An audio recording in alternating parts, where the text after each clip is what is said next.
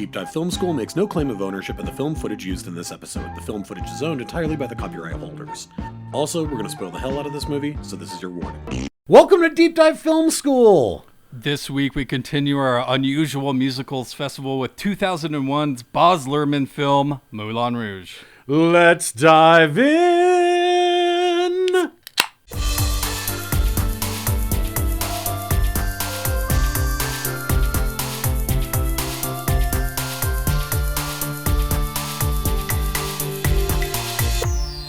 All right, everybody, I'm Adam Sherlock. And I'm Adam Pulcher. And if you like what you see/hear, please like and subscribe. You can find us on all the spaces and places that people what? Find great media. That's right. And this is episode 2 of our unusual musicals festival. I feel like this one is... It's a wild ride so far. Yeah, well, this one's really unusual in the sense of... I didn't know that this was a term of art until I started doing research about this movie, but it makes perfect sense, which is that Moulin Rouge is one of these jukebox musicals where they pack in lots of pop culture related music. Sure.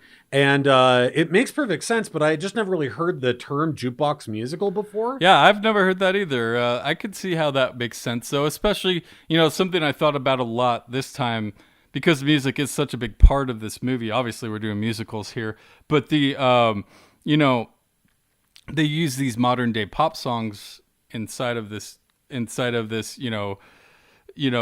18, what isn't it? It's like 1890s because they're doing this whole Children of the Revolution, the turn of the century kind of a thing, right? Yeah, they're in Paris, and Moulin Rouge is this kind of like sexy nightclub, and that kind of stuff. But they're just thinking about how they use those modern songs inside of that, and really thinking about the lyrics and how no one really knows what those mean yet. They're just saying them as dialogue inside the movie a lot of the times. It is, and I thought it was a little piece of genius with that. Oh, so. I completely agree. It is to me, and I always remembered thinking this from the time that I very first saw it, which was Ewan McGregor's character is supposed to be this like luminary poet, right? Which again, you throw him into the 1900s bohemian Paris, where it's like they really want this person who speaks truth and love and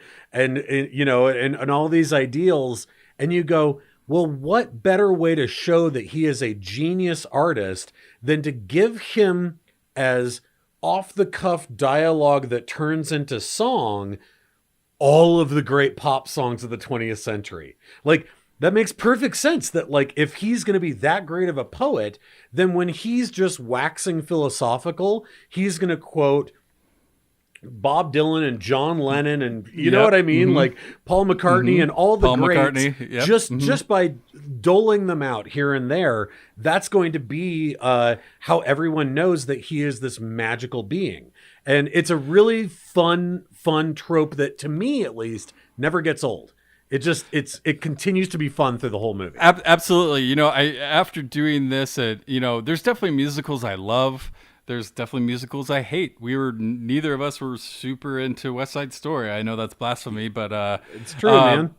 But neither of us were super into it. And I think the ultimate test, personally, for me, of what makes a good musical is when they start singing the songs within the rhythm and the rhyme of the movie. And if it doesn't flow right, if you don't do it correctly, if you don't execute that right, and I roll my eyes, then you're not a good musical. Yes. Like if the kiss of death is if you're like, if it sticks out like a sore thumb and you're like, what? Okay. Like, oh, it's one of these, like, like something like that where like, it's just like, oh, okay. Like or I've seen it before where something like All That Jazz or the movie this week. I mean, this movie is a Skittles induced nightmare if you take the wrong drugs. Yes. Because Baz Luhrmann's spectacle and his attention to detail making this movie makes it really unique and makes it really stand out. There's so much going on. It's really fast paced. There's quick edits. And of course, all the coordination of all these songs and performances. It's not really lost on me that this was inspired by multiple things. Yes. I think Greek mythology, Bollywood. A really big one I was thinking of with that is Jean-Pierre Jeunet. You have to think this is pre-Amelie, but this is right in the thick of City of Lost Children. Like this sort of between Delicatessen and City of Lost Children, there had to be an inspiration there for Baz Luhrmann when it came to the zooming in, the sort of like weird flights of fancy of like a character thinks about a thing and then we zoom into their brain and go all the way down until we bury ourselves in a joke, which actually works really, really well with the musical sensibility. I'm thinking of something like, and this, I know I'm going out in the weeds from what you know, but The Pirates of Penzance as a musical does these quirky little dance numbers where characters are running around and saying the next thing and running around and saying the next thing. I am the very model of a modern Major General.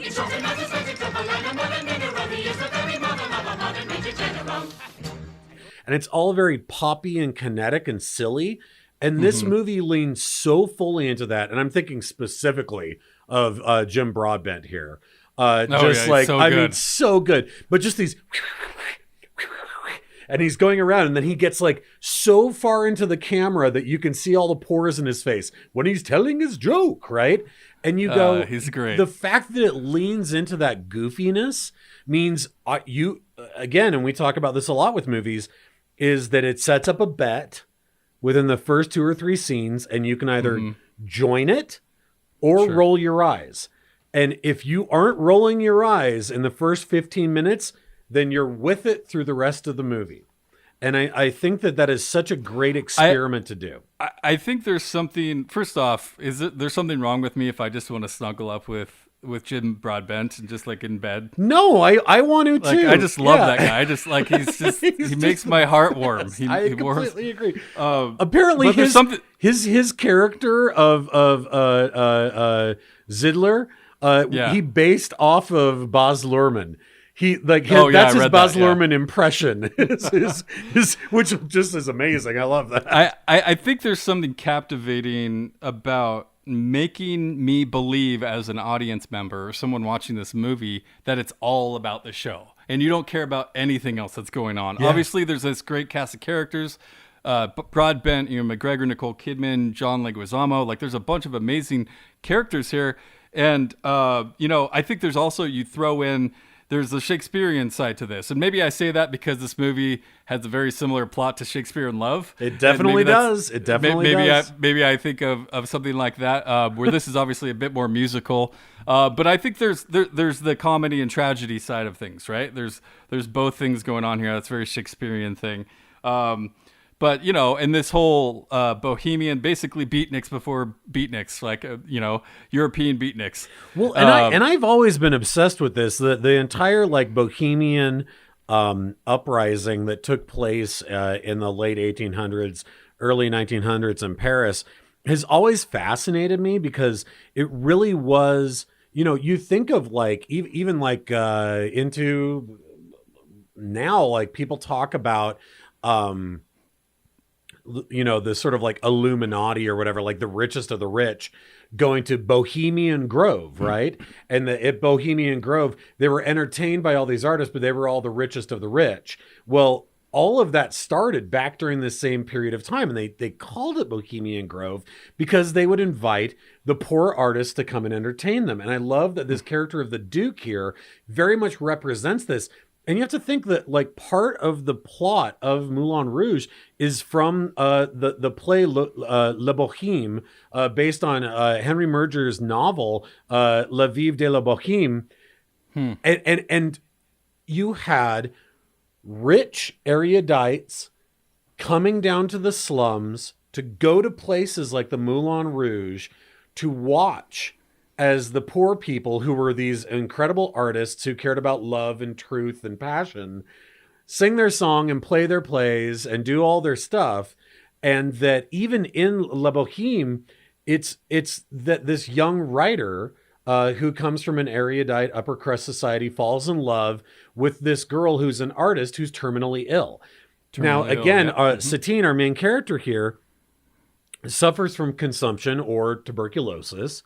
And to give you an idea of how entrenched this concept of the super pale with blood red lips girl who's always fainting, right? Like how entrenched that is in society in 1900s. I got one word for you. Dracula. This is right around the time that Dracula, Bram Stoker's Dracula, becomes the biggest sensation, right? And what's Dracula about?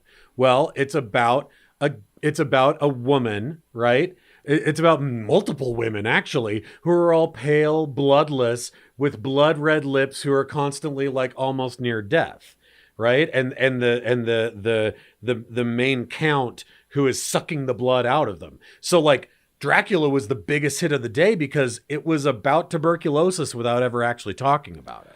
Sure, and I think you could use fame potentially as that bloodsucker, right? Completely. You could absolutely do that. So the levels there, the first time I saw Moulin Rouge, I was like, oh, I get what he's doing. I get what this is all about. Oh my God. Like, yeah. I really like that Ewan McGregor does the voiceover here for a lot of this, because it's when I was doing research for this, there was an earlier draft where it was supposed to be like their son, and he was explaining it to their son. Yeah, I heard something about that. I was reading that, and I was like, I don't think that would have worked nearly as well, because this is like, it's a pretty sexy movie, but it's really more romantic than it is sexy. And but there's also, I mean, let's be honest, those girls in the Moulin Rouge probably didn't have tights on under those beautiful dresses when they were talking about the 1900s. There's a whole passion here with Satine's character of wanting to be a real actress, and so she hasn't been a real actress, even though Baz Luhrmann presents this amazing, bombastic, wonderful like display of just like just an event, right? Yeah, but yeah. This is at the end of the day. At the end of the day, there's sex happening. Like Toulouse-Lautrec is not hanging out there if he's not betting these girls. Well, and he says it at the beginning when he's starting to narrate the story. He says she sold her love to men. Yeah, totally. Like it's pretty obvious, And I don't think he could have gone there if he was trying to explain that to his son. Like your mom used to be a whore. Totally. But somehow, I will say somehow, much like most other musicals that deal with similar themes, the movie manages to keep itself PG-13. Like it toys with sexuality, but like we even have an averted rape scene. We have the threat of rape, but then we pull way back from it. And I had forgotten that we pulled away from it. I was like, oh God, is this where the Count raped Satine? And then I was like, oh no, she saved it at the last minute. And I was like, good. If this movie had added that in, it'd be a bit too much, because what Baz Luhrmann's trying to do here, and I love this. Can we go to, I know I'm hopping around a lot. No, you're fine. But I love this quote. And it's actually a little bit of a story, so bear with me here. But when he's talking about where he came up with the idea, he says, when I was in India researching Midsummer Night's Dream, we went to this huge ice cream picture palace to see a Bollywood movie. Here we were with 2,000 Indians watching a film in Hindi, and there was the lowest possible denominator of comedy, like lowbrow slapstick, and then incredible drama and tragedy, and then they break out in songs. And it was 3.5 hours long. And we thought we had suddenly learned Hindi because we understood everything. We thought it was incredible how involved the audience was. And then here's the thing. How uncool they were. How their coolness had been ripped aside, and how they were united in a singular sharing of the story. The thrill that we thought of, could we ever do this in the West? Could we ever get past that cerebral cool and perceived cool, right? I think he does this with Romeo and Juliet too. I think he has this artistic vision, and this, you can get drunk with this movie, right? Like I just feel like you're getting drunk inside of it. Completely. And he's always been overly artistic and bombastic and that kind of stuff. So I think Jean-Pierre Jeunet is a great comparison. That to romance, right? It's that romance. Sure, yeah. But I think part of it too is that, like, in a very Bollywood sensibility, what he talks about it as being coolness. And you think about this is, so they're producing this in what, like 97, 98. And again, like we talked about this before off episode, but this is the era of Fight Club, right? And you go, Fight Club is one of the most postmodern movies of the, from the 70s up until now. Like, it is super postmodern. And Moulin Rouge somehow manages to be, in one hand, totally postmodern with its utilization and remixing of pop culture. And in the other hand, the anti-postmodernism, where all of the truth and love and corniness is taken totally seriously. So you're trying to do this balance between the two, where you're doing a nod and a wink to the audience of the like a virgin thing, while at the exact same time accepting the fact that all the characters in it are singing like a virgin because he's trying to convince the Count that the courtesan has needed to go and confess, right? And that both are working simultaneously. And we as the audience need to accept and laugh at that. And if we roll our eyes, the spell breaks. And in the 90s, everybody was rolling their eyes. Oh, here comes that cannonball guy. He's cool. Are you being sarcastic, dude?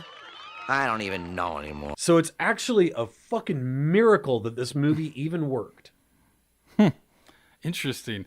Yeah, the Like a Virgin was probably, I understand the representation and I appreciate that, but that's probably the one song that kind of where I wasn't just like belting it out with them, just because it was a weird rendition of it. And it's so funny. It's so perfectly a musical moment. And when they trade and the Count starts, like a virgin, and he's flapping his cape around, and Jim Broadbent's running away like he's in a little dress, a little satin dress. Like, it's so perfectly a silly musical. But I'm like, they leaned into it so... I guess what I'm saying, Palcher, is...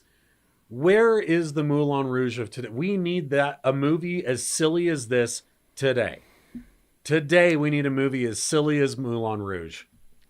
I don't know if you ask someone, I mean, this movie is definitely silly, but I don't know if you ask the common person watching this if they thought it was silly.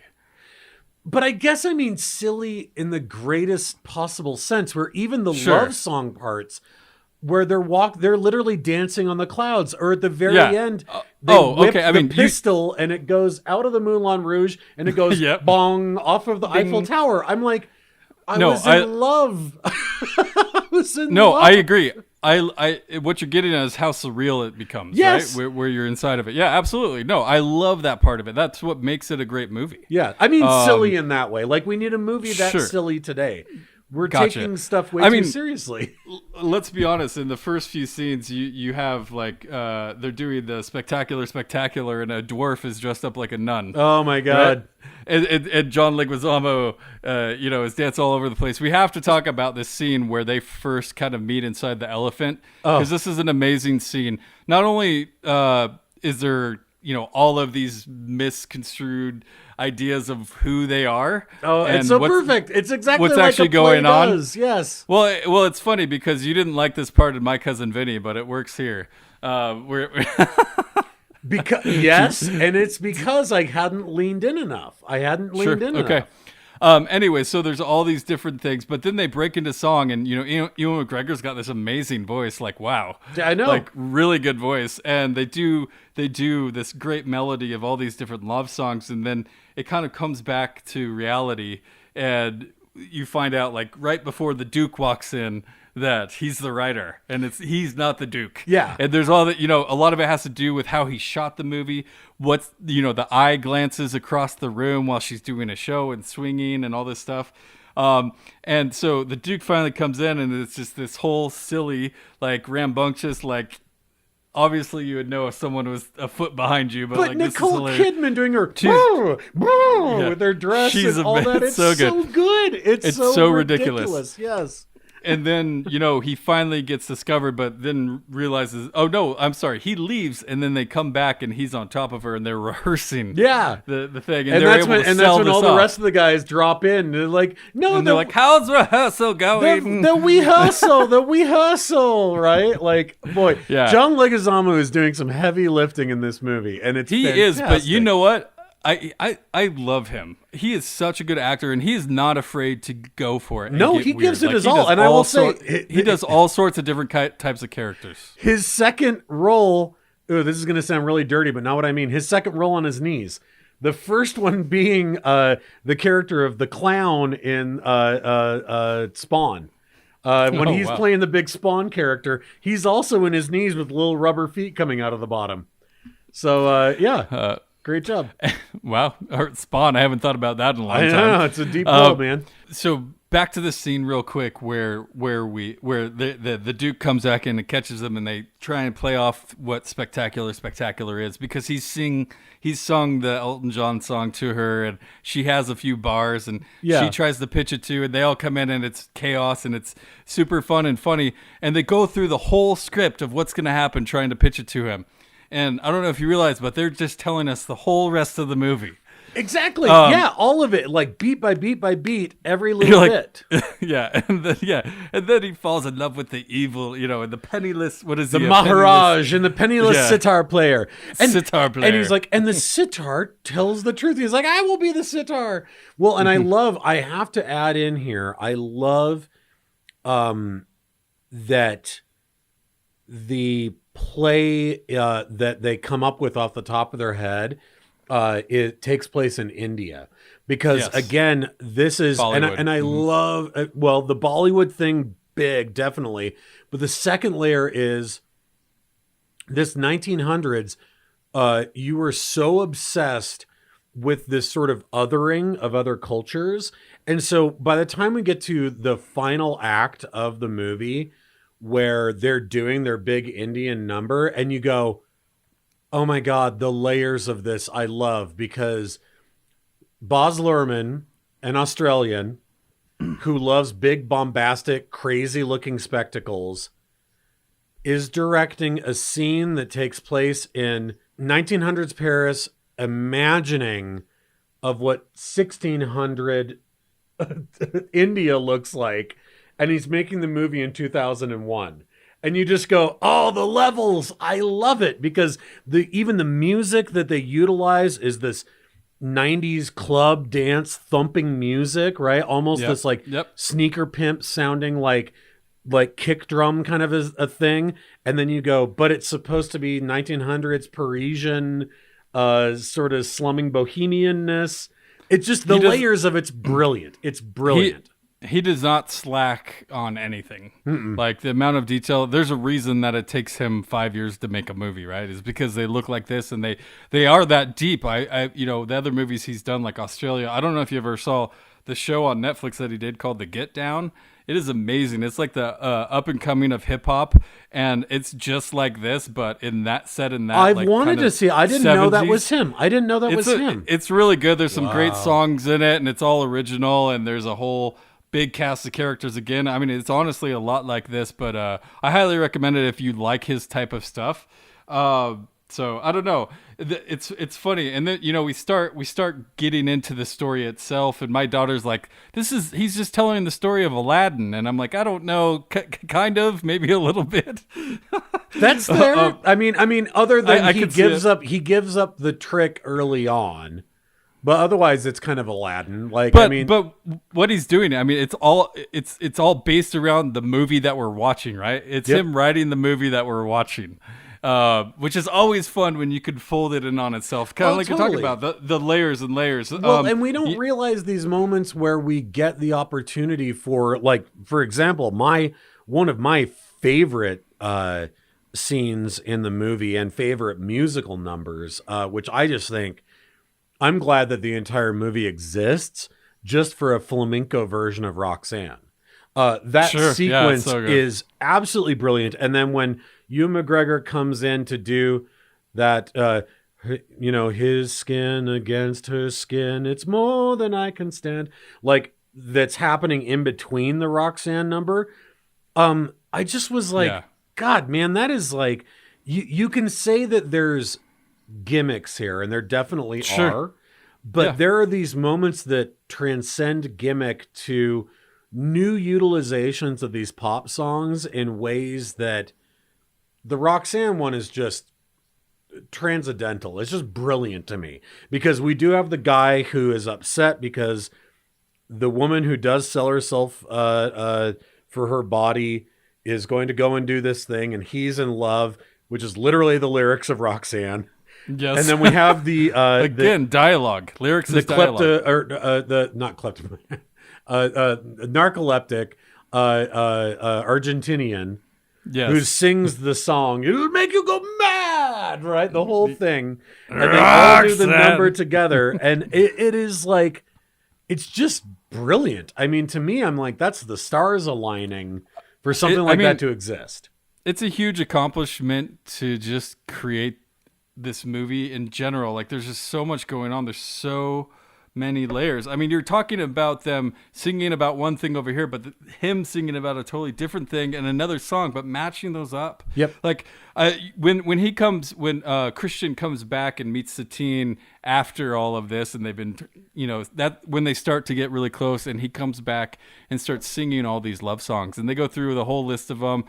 Silly little love songs like you're talking about. I mean, Paul it's McCartney, it's like Dolly what? Parton, I Will Always Love You. Yeah. Just basically any pop song that has the word love in it, they sing it. Yeah. But it's very graceful, and it goes up and down and through all these different things, and you're all over the place, and these songs, but you're like, this isn't the same song the whole time, and they keep switching it so flawlessly that and you it's can't an argument. tell. It's a back and forth of like, no, we can't love each other. Well, we should in the name of love, right? And it keeps going back and forth, and then it transcends into them, dancing across the clouds over a cool. tiny little model diorama of Paris in the 1900s. I'm just like, this is like, they had to have known. They have to have known while they were making this, like, dude, this is nuts. Like, what the hell are we doing? This is insane. I gotta say, the Duke is an awesome bad guy. Oh He my does a God. really good He job. is so funny. I He love is him. so And he's funny. just like, he's got this like mousy face, and he's like, oh no, and he just does, and it's like this sideways mustache. And, Well, and like, when it's just when he recites the "How wonderful life is," and you're just closing in on his mouth, and you're like, oh, okay, I'm supposed to be creeped out right now, and it's totally working. Which I don't know if you've ever seen that guy in real life. He's an Australian actor. I think he's a buddy of Luhrmann. Sure. And this is probably the highest notoriety that he's had is this movie. He's done a ton of stuff in Australia, like a bunch of TV stuff. Yeah, I looked him up, and I didn't recognize a lot of what he'd done, but like, he's just like he's a good looking cat. Like he's actually like guy. He's not a little mousy dude at all, but he owns it in this movie of being that like, look, Satine, a frog, right? And he's like running around, and like, it's funny because this adds to the silliness. Like, he's so possessive, right? And wants possession of her, and like, it's part of the deal, and you have to give me the deed to the Moulin Rouge. Yes. All this stuff, and she's dying through all of this, and Jim Broadbent is keeping it from her. The show must go on, and we really get into that near the end. But and then he doesn't see them, they're rehearsing, and there's lipstick and clothes torn, and he doesn't pick up on it. And I'm like, okay, like, you're obviously not that jealous, or you're just stupid. I think he might just be stupid. So yeah, very possible. But no, but I love that too. Well, and I think, again, like I said, it is the leaning into the corniness of all of it that means that even when things get really dire, and oh God, that horrible moment where he actually Ewan McGregor comes out onto the stage and throws the money down and is like, there, I paid my whore. We as the audience go, ooh, right? Like we're in it. We're in it 100%. And all of those beats work. Oh, he sells his typewriter to do it too. He does. He does. And it's just like, I don't know. You get swept up in it. You either have to own it or you're missing out, man. You're missing out. Like I said, I feel like we need another movie like that right now in this age where things are, I would love to see serious. Something I would love to see something like that. I just appreciate this. And Baz Luhrmann does it himself, but his characters in this movie do as well. And it asks the question of like, what are you willing to sacrifice to become an artist? Because that's what she wants to do. She wants to be a star, and you have to try to go beyond selling yourself to make art, right? And so she has this duel of real love or security, right? The ultimate the ultimate decision for someone in her position. Well, isn't that what Jim Broadbent says at that point? He says to her, "We're creatures of the underworld. We can't afford to love." Right. and you just go, it's a very interesting, it really is the diametric opposite of what Toulouse and all of his friends believe, which is we can't afford to love because we live in the gutter. Like we live in the gutter, so therefore we can love. And Broadbent and his crew, he's like, do you want to be poor or do you want to be or do you want to be stable, right? And like, but as the audience, of course, you're pulling for them to get together, and you're just like yelling at Jim Broadbent, and then that scene that you were just talking about, and Ewan McGregor is like, "Thank you for curing me my ridiculous obsession with love," and yes. you're just like heartbroken with him, and we're getting, all of this is really through his eyes, right? For the most part, yes. We're getting well, it's things his through story. his eyes. It's his story. Yeah. That he's writing on the typewriter. Yeah. So, anyways, great. We have this grand finale again. The show must go on. You never, there's I don't know. How do you want to talk about this ending? Because there's quite a bit going on here. The layers again, but also just the way it's shot. Like the fast paced editing. It's hard not to be wrapped up in this movie, right? Well, how does Luhrmann, how is he able to dance between the drama that needs to take place with the misunderstanding and the Duke wants to kill you, all of that, while at the same, and you're dying, Satine, by the way, and then also lean back on the silliness of the henchman with the gun, and Christian will get killed if you see him again. Yeah, right? and the woman, the dwarf, and she drops the sandbag, and then you have Toulouse, and he's got to do his line, the only thing that love and love return. Like all those things have to be in balance. But again, I kind of go, I've seen it, man. I've seen it in musicals. Granted, most of those musicals are like 50, 60 years old, but I think that there was something in Luhrmann's head where he was just like, I'm going to own this. I'm going to own this like mistaken identity mixed with the secret that the person didn't tell the other person. Sure. Mixed with the clown, mixed with the action and intrigue. And like you stack it all on top of each other and you hope it all pans out. And I know that for some people it doesn't. It's really not I get it why someone wouldn't necessarily like this movie. It is a lot to handle and there's a lot going on. It gets really silly and weird and you have to be bought in, like you said, at the beginning. And, I think he's really good at keeping you engaged, right? Like, through this whole thing, obviously you get this great revenge of what happens, and he comes back and they do it all. The whole crowd thinks, they're seeing the best show they've ever seen. That will never happen again. Yep. And we get to see them, show their real love for each other and watch the Duke get all pissed off, and he gets his comeuppance. But it's great revenge, but it's bittersweet because of the tuberculosis that you're talking about here. Yeah, it's she's fun. done. Now, last thing I'll say is the scene in the elephant where they're pitching the play to the Duke and everything. The only thing they miss is something that he says, and he says, "Doesn't someone have to die?" And it ends up being her. They all look at each other. Yeah. And they never make a decision, but she's the one who has to die at the end. It was her. Oh, that is so good. I thought of that, and I'm glad that you mentioned it because it's completely true. And I feel like that if when Christian first belts out "The Hills Are Alive" with The Sound of Music, if you get past that, you're gold through the rest of the movie. If that seems corny to you, or you're like, well, he wouldn't really do that, that's from a different music, then you're out. You're done. But if from that moment you're like, oh my God, somehow this character, almost like a time traveler, has in his pocket all of the key phrases from all of the biggest songs from the last 100 years. Yeah, if you're the person who's like, what? They're singing Nirvana? Huh? Like, yeah, this movie's not for you. You're done. You're done. You're done. You got to be inventive, and this is a truly original, unusual musical. Yeah. Truly unique, though. Like, only he could pull off something quite this grandiose.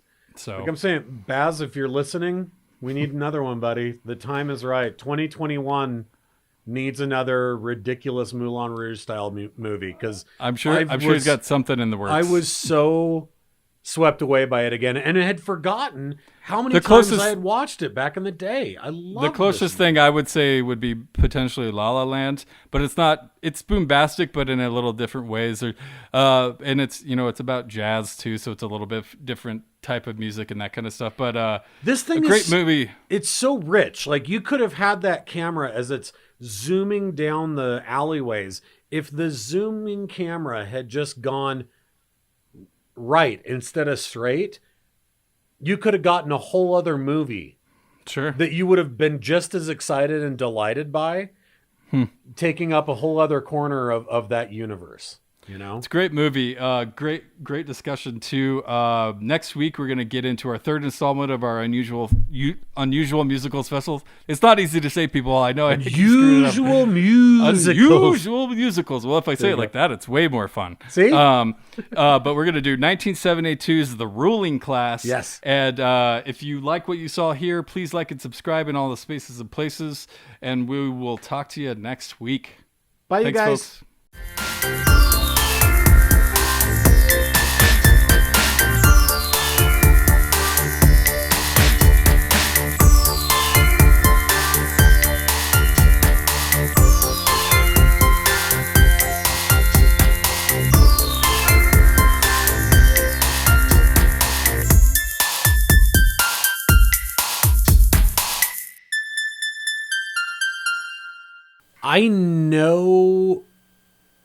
I remember seeing the movie 20 years ago.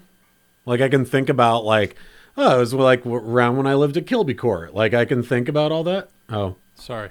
I guess my audio was not recording. Can we do a clap again and then you can start it? Yep. Sorry. Okay. 3, 2, 1. Sorry. That's just gonna make things easier. No, you're good. Yeah.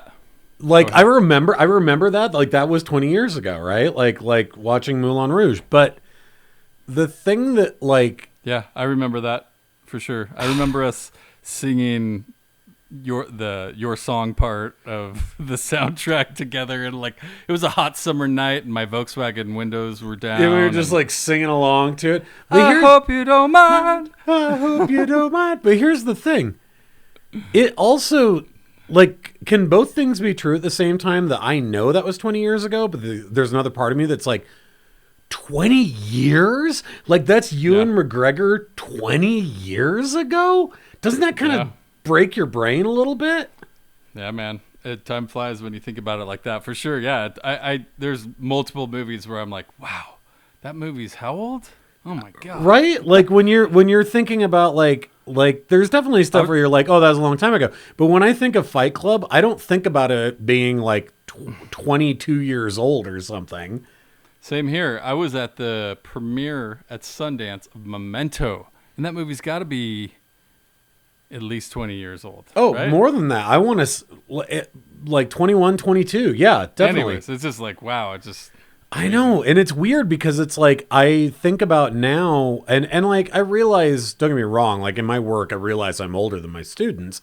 I know that, but I don't realize that me asking a teenager now, oh, you've never seen Fight Club? You should check out Fight Club, would be like a teacher of mine in the 90s being like, you've never seen Marathon Man? You got to see Marathon Man, right? But I mean, that span of time. You've never seen The Graduate? But it's that span of time is the same. You're talking about 20 years. Yeah. It's kind of nuts, right? Well, you have those generational defining movies, right? Like The Graduate, like Fight Club, honestly. Yeah. I remember watching that multiple times in the theater, being like, I've never seen anything quite like this before. Right. It was pure entertainment. The way that somebody would feel about Graduate. Yeah, totally. Yeah, you also wonder, will people get what they're trying to say. I mean, and the whole anarchist slant, like how different is that? So it's pretty interesting to think about. well, hopefully, I mean, in the same way that The Graduate colors that period of time to such a way, but also echoes stuff that's still true today. I would hope that, I mean, I just don't have a whole, sorry, I don't have a whole lot of respect for younger people who say they love films and they're like, well, not old films. I would be like, you're an idiot. I feel the same way about music. I would be like, when I talk to people in their 20s about music and they're like, well, I don't know anything about Nirvana. I'm like, well, Pink Floyd wasn't around when I was a kid, but I know about it because I'm not a ding dong.